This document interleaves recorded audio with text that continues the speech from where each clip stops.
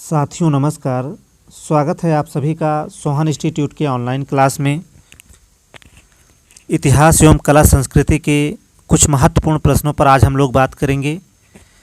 देखिए, सेशन की शुरुआत करें उससे पहले कुछ नाम यहाँ पर लेना चाहेंगे जिनके कमेंट जो है हमें पिछली प्रैक्टिस सेट में प्राप्त हुए थे, जिनमें प्रमुख रूप से ओम प्रकाश प्रजापति, राजकुमार, अवधेश यादव, घनश्याम सिंह, सीवी सिंह, कीर्ति और कपिल मिश्रा। इन सभी के कमेंट जो है हमें पिछली प्रैक्टिस सेट में प्राप्त हुए थे। देखिए, आप लोग कमेंट करते हैं, अच्छा लगता है। इससे यह स्पष्ट होता है कि आपकी सक्रियता जो है कितनी बनी हुई है, और इसी प्रकार से आप लोग अपनी सक्रियता बनाए रखें। निश्चित ही आप लोगों को सफलता ज़रूर मिलेगी। आइए आज के सेशन की शुरुआत करते हैं। पहला क्वेश्चन देखिए, इतिहास से है। कांग्रेस के कहाँ के अधिवेशन में गांधी जी को युवाओं ने काला झंडा दिखाया था? ए ऑप्शन में दिया है लाहौर के अधिवेशन में, बी ऑप्शन में दिया है कराची के अधिवेशन में, सी ऑप्शन में दिया है कोलकाता के अधिवेशन में, और डी में दिया है इनमें से कोई नहीं। देखिए, 5 मार्च 1931 को गांधी इरविन समझौता होता है, जिसे आप दिल्ली समझौता के नाम से जानते हैं। और उसके बाद देखिए 23 मार्च 1931 को जो है भगत सिंह, राजगुरु और सुखदेव को फांसी दी जाती है। इसके बाद कराची का अधिवेशन होता है 29 मार्च 1931 को। तो देखिए, कराची का अधिवेशन होता है 29 मार्च 1931 को, और यहीं पर जो है युवाओं ने गांधी जी को काला झंडा दिखाया था। दरअसल युवाओं का मानना था कि जो 23 मार्च 1931 को भगत सिंह, राजगुरु और सुखदेव को फांसी दी गई थी, इन्हें छुड़ाने का जो है कोई प्रयास गांधी जी ने नहीं किया था। इसीलिए जो है युवाओं ने गांधी जी को काला झंडा दिखाया था कराची के अधिवेशन में। बी उत्तर जो है यहाँ पर सही हो जाएगा। और 5 मार्च 1931 को अभी हमने बताया कि गांधी इरविन समझौता हुआ था, जिसे आप दिल्ली समझौता के नाम से भी जानते हैं। और 29 मार्च 1931 को जो है कराची में अधिवेशन हुआ था कांग्रेस का, और इसकी अध्यक्षता देखिए सरदार वल्लभ भाई पटेल ने की थी। और गांधी जी की तरफ से भी जवाब आया था कि गांधी मर सकते हैं लेकिन गांधीवाद नहीं, अर्थात गांधी मर सकता है लेकिन उनकी विचारधारा जो है कभी ख़त्म नहीं हो सकती।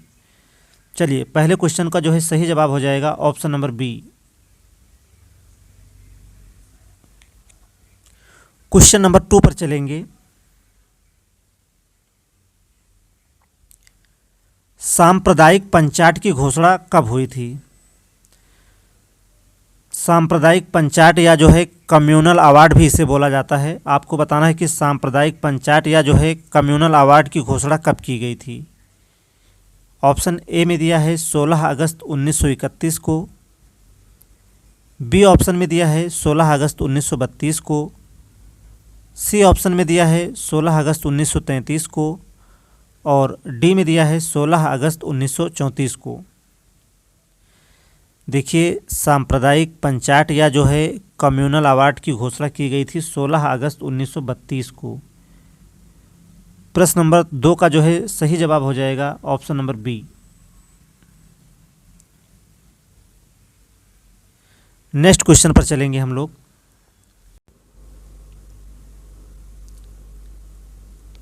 चांदी का शाहरुख नामक सिक्का किसने जारी करवाया था? देखिए, प्रश्न नंबर 3 आपसे पूछ रहा है कि चांदी का शाहरुख नामक सिक्का जो है किसने जारी करवाया था। ऑप्शन ए में दिया है बाबर ने, ऑप्शन बी में दिया है हुमायूं ने, ऑप्शन सी में दिया है अकबर ने, और ऑप्शन डी में दिया है जहांगीर ने। उत्तर जरूर करेंगे आप सभी। देखिए, चांदी का जो शाहरुख नामक सिक्का है इसे जारी करवाया था बाबर ने। ए उत्तर जो है यहाँ पर सही होगा। जबकि देखिए, मुग़ल काल में जो है सर्वप्रथम सोने का सिक्का जो है अकबर ने चलवाया था, और राम और सीता का अंकन भी जो है अकबर के सिक्कों पर मिलता है। जबकि राशि का जो अंकन है वह जहांगीर के सिक्कों पर मिलता है। देखिए, कुल 12 राशियाँ हैं, जैसे मेष, तुला, इस प्रकार से कुल 12 राशियाँ हैं, और इन राशियों का जो है अंकन जो है जहांगीर के सिक्कों पर मिलता है। और अभी हमने बताया कि सर्वप्रथम सोने का सिक्का जो है जारी करवाया था अकबर ने, और अकबर के सिक्कों पर जो है राम और सीता का अंकन प्राप्त होता है। यहाँ आपसे पूछ रहा था कि चांदी का शाहरुख नामक सिक्का किसने जारी करवाया था, तो उत्तर होगा आपका बाबर। अगले सवाल पर जो है आगे चलेंगे। अवध का कुशासन के आधार पर विलय करने के बाद किसे जो है चीफ कमिश्नर बनाया गया था। चलिए उत्तर करेंगे आप सभी। अवध का जो है कुशासन के आधार पर विलय करने के बाद जो है किसे चीफ कमिश्नर बनाया गया था। आउट्रम को, बिशप हेबर को, हेनरी लॉरेंस को, या फिर इनमें से कोई नहीं। देखिए आउट्रम तो हमारा उत्तर नहीं होगा, क्योंकि जो है आउट्रम ने देखिए रिपोर्ट दिया था कि अवध का जो है विलय कर लिया जाए, तो आउट्रम हमारा उत्तर नहीं होगा। अवध का जो है कुशासन के आधार पर विलय करने के बाद जो है चीफ कमिश्नर बनाया गया था हेनरी लॉरेंस को। चौथे प्रश्न का जो है सही जवाब हो जाएगा option number C. Question number 5 पर चलेंगे। लोक सेवा आयोग का गठन किस अधिनियम के आधार पर किया गया था। चलिए शानदार क्वेश्चन है। लोक सेवा आयोग का गठन जो है किस अधिनियम के आधार पर किया गया था। 1892 के अधिनियम के आधार पर, बी में दिया है 1909 के अधिनियम के आधार पर, सी में दिया है 1919 के अधिनियम के आधार पर, और डी में दिया है 1935 के अधिनियम द्वारा। देखिए पहली बार जो है लोक सेवा आयोग की परीक्षा जो है इलाहाबाद में 1922 में हुई थी। इससे पहले जो है सिविल सर्विसेज की जो परीक्षा है वह लंदन में होती थी। और लोक सेवा आयोग का गठन जो है किस अधिनियम के आधार पर किया गया था, तो देखिए 1919 के अधिनियम के आधार पर। सी उत्तर जो है यहाँ पर सही हो जाएगा। देखिए लोक सेवा आयोग की जो परीक्षा होती थी वह पहले लंदन में होती थी, लेकिन पहली बार जो है लोक सेवा आयोग की परीक्षा जो है इलाहाबाद में 1922 में हुई थी। और यहाँ आपसे पूछ रहा था कि लोक सेवा आयोग का गठन किस अधिनियम के आधार पर किया गया था, तो आपका उत्तर होगा 1919 के अधिनियम के आधार पर। पांचवें क्वेश्चन का जो है सी जो है करेक्ट आंसर हो जाएगा यहाँ पर। नेक्स्ट क्वेश्चन के क्रम में आगे बढ़ेंगे हम लोग। अशोक के अभिलेखों की भाषा क्या थी। आपको उत्तर करना है कि अशोक के जो अभिलेखों की भाषा थी वह क्या थी।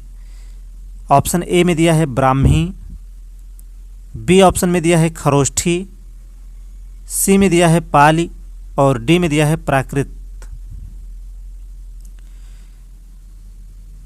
देखिए अशोक के सभी अभिलेखों की भाषा जो थी वह प्राकृत थी। डी उत्तर जो है यहाँ पर सही हो जाएगा। देखिए अशोक के सभी अभिलेखों की जो भाषा थी वह प्राकृत थी, लेकिन जो है लिपियों का अलग अलग प्रयोग किया था। 4 लिपियों का जो है इन्होंने प्रयोग किया, ब्राह्मी, अरामेइक, खरोष्ठी और यूनानी। तो देखिए भाषा जो है एक ही थी प्राकृत, और लिपियां अलग अलग थी, ब्राह्मी, अरामेइक, खरोष्ठी और यूनानी।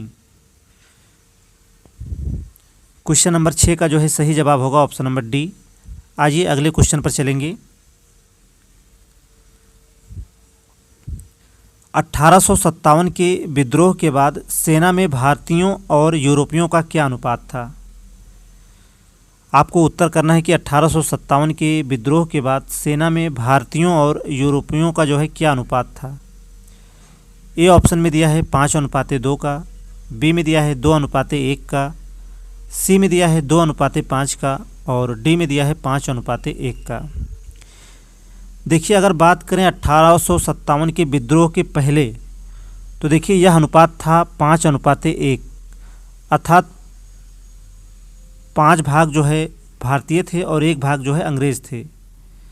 और देखिए 1857 के विद्रोह के पहले जो है बंगाल और अवध के सैनिक जो है ज़्यादा थे, जबकि 1857 के विद्रोह के बाद जो है यह अनुपात हो गया 2:1 का, अर्थात 2 भाग भारतीय और 1 भाग जो है अंग्रेज।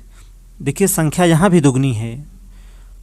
और देखिए विद्रोह के बाद जो है सेना में पंजाब और गोरखा के सैनिक जो है ज़्यादा थे। देखिए 1857 के विद्रोह के पहले जो अनुपात था वह 5:1, जिसमें बंगाल और अवध के सैनिक ज़्यादा थे, और विद्रोह के बाद जो है यह अनुपात हो गया 2:1 का, अर्थात 2 भाग भारतीय और 1 भाग अंग्रेज़ थे। यहाँ भी संख्या देखिए दोगुना है, और इसमें देखिए सेना में जो है पंजाब और गोरखा के सैनिक जो है ज़्यादा थे। तो यहाँ देखिए 1857 के विद्रोह के बाद सेना में भारतीयों और यूरोपियों का क्या अनुपात था, तो आपका उत्तर होगा 2:1। बी ऑप्शन जो है यहाँ पर सही होगा। उम्मीद है जानकारी आपको स्पष्ट होगी। क्वेश्चन नंबर 8 पर चलेंगे। सूरत अधिवेशन में जिसमें भारतीय राष्ट्रीय कांग्रेस में पहली बार फूट पड़ी थी, वह कौन सा अधिवेशन था? आपके ऑप्शन में दिया है 21वां अधिवेशन था, बी ऑप्शन में दिया है 22वां अधिवेशन था, सी में दिया है 23वां, और डी में दिया है 24वां अधिवेशन था। देखिए 3 अधिवेशन आपको याद रखना है। 1905 में, 1906 में और 1907 में। तो देखिए 1905 में जो अधिवेशन हुआ वह 21वां अधिवेशन था, 1906 में जो हुआ वह 22वां अधिवेशन था, और 1907 में जो अधिवेशन हुआ वह 23वां अधिवेशन था। तो देखिए 23वें अधिवेशन में जो है 2 ग्रुप में बढ़ गया, नरम दल और गरम दल में। सी उत्तर यहाँ पर आपका सही हो जाएगा।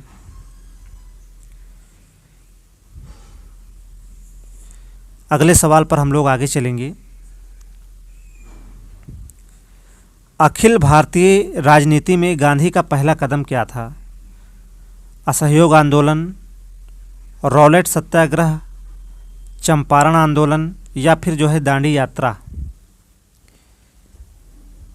उत्तर करिए आप सभी। अखिल भारतीय राजनीति में गांधी का पहला कदम था, क्या असहयोग आंदोलन था, रॉलेट सत्याग्रह था, चंपारण आंदोलन था, या फिर जो है दांडी यात्रा?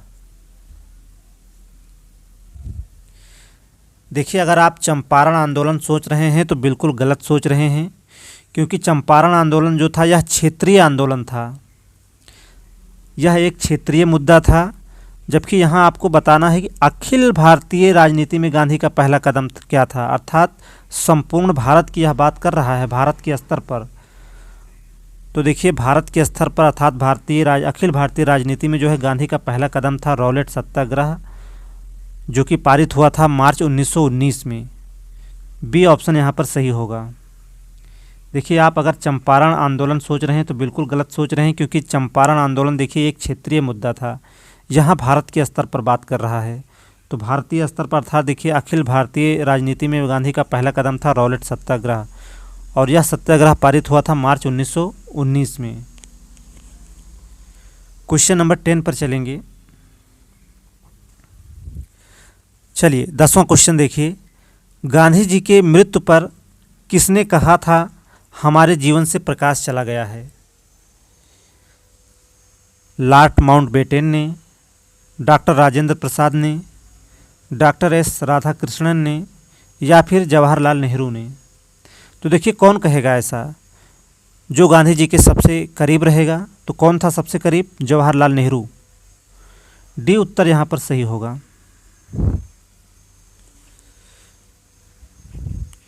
अगले प्रश्न पर चलेंगे। चलिए आइए अगला क्वेश्चन देखते हैं क्या पूछ रहा है। निम्न में से कौन सा जोड़ा जो है असत्य है? ए ऑप्शन में दिया है जौनपुर को क्या फिरोज शाह तुगलक ने बसाया था, बी ऑप्शन में दिया है आगरा को क्या सिकंदर लोदी ने बसाया था, सी में दिया है बम्बई को क्या गेराल्ड अंगियार ने बसाया था, और डी में दिया है कलकत्ता शहर को क्या फ्रांसिस डे ने बसाया था। उत्तर करेंगे आप सभी कि इसमें से जो है कौन सा जोड़ा असत्य है, आपको बताना है। देखिए जौनपुर को जो है फिरोज शाह तुगलक ने बसाया था, यह बिल्कुल सही दिया हुआ है। पिछली सुपर टेट की परीक्षा में यहाँ से प्रश्न भी पूछा गया था कि हिंद सिराज जो है किस शहर को कहा जाता है, तो आपका उत्तर होगा जौनपुर। और आगरा शहर को देखिए सिकंदर लोदी ने बसाया है, बम्बई शहर को जो है गेराल्ड अंगियार ने बसाया है, और कलकत्ता शहर को देखिए फ्रांसिस डे ने नहीं बल्कि फ्रांसिस डे ने जो है बसाया है मद्रास शहर को। देखिए फ्रांसिस डे ने बसाया है मद्रास शहर को, ना कि कलकत्ता शहर को। आपको बताना था कौन सा जोड़ा जो है गलत है, तो डी उत्तर जो है आपका यहाँ पर सही हो जाएगा। कलकत्ता शहर को जो है फ्रांसिस डे ने नहीं बसाया बल्कि फ्रांसिस डे ने बसाया था मद्रास शहर को। 11वें क्वेश्चन का जो है सही उत्तर होगा option number D. Next question पर चलेंगे। प्राचीन काल का स्वर्ण युग किस शासक के काल को कहा जाता है? ए ऑप्शन में दिया है चंद्रगुप्त मौर्य के काल को, बी ऑप्शन में दिया है चंद्रगुप्त प्रथम के काल को, सी ऑप्शन में दिया है चंद्रगुप्त द्वितीय के काल को, और डी में दिया है अशोक के काल को। देखिए प्राचीन काल का स्वर्ण युग कहा जाता है चंद्रगुप्त द्वितीय के शासनकाल को। सी उत्तर यहाँ पर सही होगा, क्योंकि देखिए इनके दरबार में नवरत्न रहा करते थे, जैसे कालिदास चंद्रगुप्त द्वितीय के दरबार में रहा करते थे। और दिल्ली में जो मेहरौली का लौह स्तंभ है उसको भी देखिए चंद्रगुप्त द्वितीय ने बनवाया था। जबकि प्राचीन काल का स्वर्ण युग जो है गुप्त काल को कहा जाता है। देखिए ध्यान से समझिएगा, प्राचीन काल का स्वर्ण युग आपसे पूछे तो गुप्त काल को कहा जाता है। अगर काल आपसे पूछे तो गुप्त काल को कहा जाता है। यहाँ लेकिन आपसे पूछ रहा था किस शासक के काल को कहा जाता है, तो किस शासक के काल को कहा जाता है, तो चंद्रगुप्त द्वितीय के शासनकाल को। जबकि प्राचीन काल का स्वर्ण युग जो है गुप्त काल को कहा जाता है। देखिए काल अगर पूछे तो गुप्त काल, और शासक का काल पूछे तो चंद्रगुप्त द्वितीय के काल को। चलिए उत्तर आपको स्पष्ट होगा पूरी तरह से। नेक्स्ट क्वेश्चन पर आगे बढ़ेंगे। आइए अगला क्वेश्चन देखेंगे क्या पूछ रहा है। निम्न में कौन सा जोड़ा जो है असत्य है?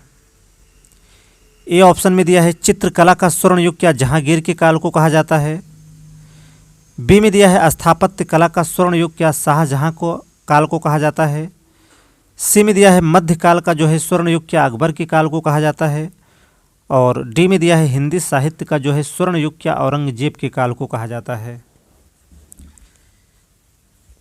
चलिए वैसे आप देखेंगे तो इस एक प्रश्न में कम से कम आपको 4 प्रश्न जो है मिल रहे हैं। देखिए चित्रकला का जो है स्वर्ण युग जहांगीर के काल को कहा जाता है, बिल्कुल सही दिया हुआ है। और स्थापत्य काल का स्वर्ण युग जो है, कला का स्वर्ण युग जो है शाहजहां के काल को कहा जाता है, यह भी सही उत्तर है। और मध्यकाल का स्वर्ण युग अकबर के काल को कहा जाता है, यह भी उत्तर आपका पूरी तरह से सही दिया हुआ है। और हिंदी साहित्य का स्वर्ण युग देखिए औरंगजेब के काल को नहीं बल्कि यह भी जो है अकबर के काल को कहा जाता है, क्योंकि देखिए अकबर के समकालीन थे मीराबाई, तुलसीदास, ये सभी जो है अकबर के समकालीन थे। रामचरितमानस की रचना भी तुलसीदास ने जो है अकबर के जो है शासनकाल में ही किया। तो देखिए डी ऑप्शन यहाँ पर सही होगा।